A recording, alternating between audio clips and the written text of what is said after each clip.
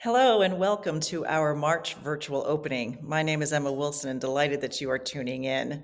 Well, the daylight is getting a little bit longer here in Maine, especially after our uh, pushing the clocks ahead, but then the mud season is slowly arriving.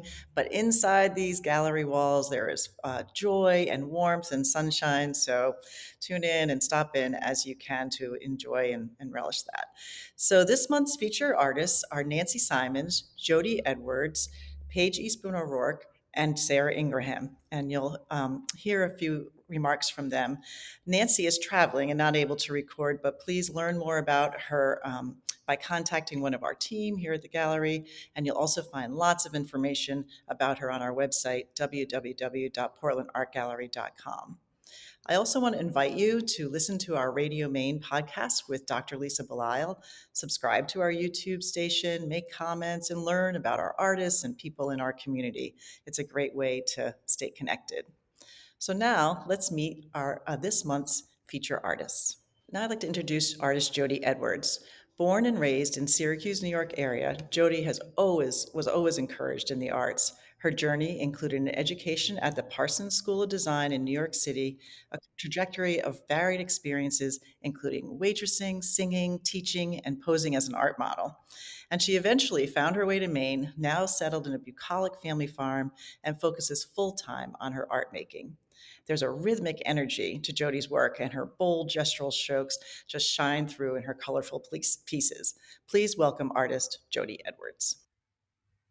Hi, everyone. I'm Jodi Edwards, a grateful artist at the Portland Art Gallery, and I'm here to just talk about my show that's up right now for the month of March. If I had a title for the show, it would be Gratitude, and three of the paintings that you see, the first three large paintings are titled Grateful 1, Grateful 2, and Grateful 3.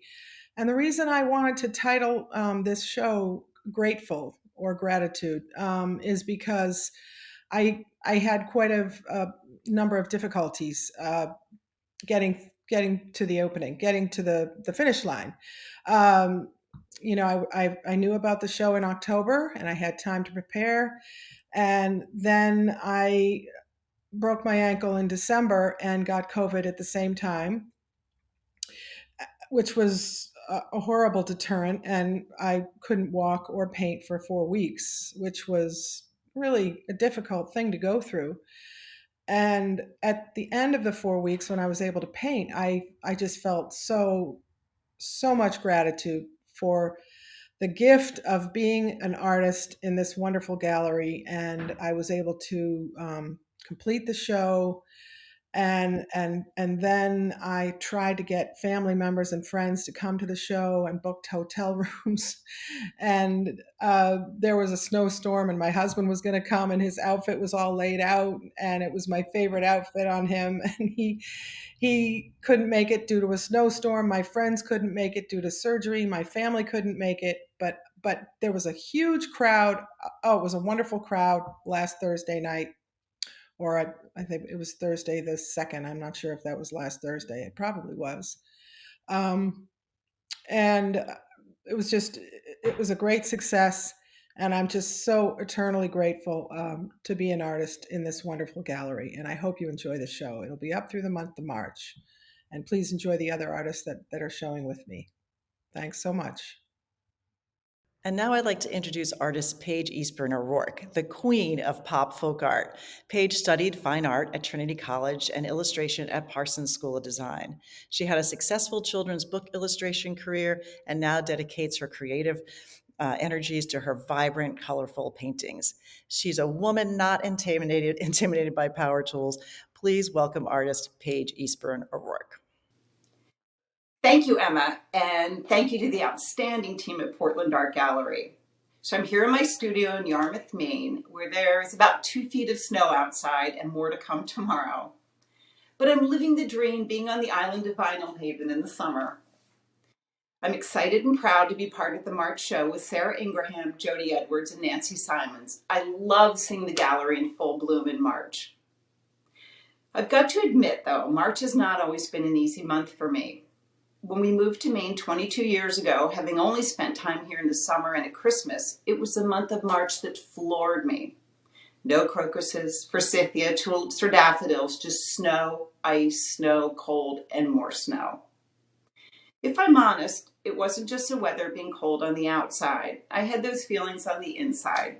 I felt isolated, disconnected, and I wanted to change that. Maine challenged me to find and connect with the color inside of myself. Through the warm, supportive community of family, friends, therapy, and the breathtaking scenery, Maine changed my life. I paint with bold, fun-loving imagery and vibrant colors to celebrate Maine and the joy I found in feeling alive in my creativity. I count myself as so fortunate to be able to paint every day in my studio, expressing the playful side of life. It may come from my career as a children's book illustrator, but I think about my audience when I'm creating my art. I invite you to enter my world and share the fresh wonder and delight and connection of discovering and falling in love with that special Maine spot. I have sketchbooks full of the inspiring Maine places I visited, and I use those as well as my imagination to create my art. I love the challenge of sketching a complex landscape and simplifying it down to shapes.